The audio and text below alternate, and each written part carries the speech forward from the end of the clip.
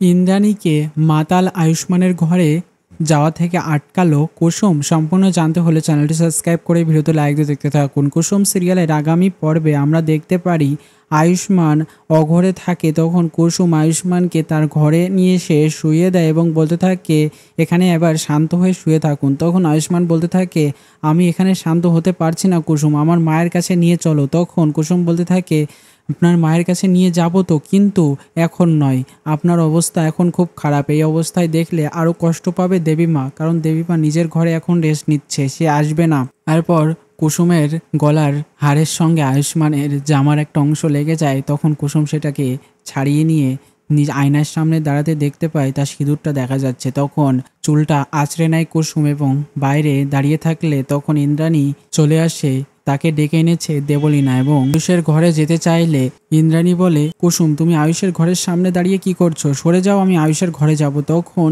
কুসুম আমতা আমতা করে বলে ফেলে যে দেবীমা ছোট সাহেব ঘুমিয়ে পড়েছে। তখন এদি পাশ থেকে দেবলীনা বলতে থাকে তুমি কিভাবে জানলে যে আয়ুষ ঘুমিয়ে পড়েছে? তো কেমন লাগলো কমেন্টসে জানিয়ে এখনই সাবস্ক্রাইব করে নাও। ধন্যবাদ সবাইকে।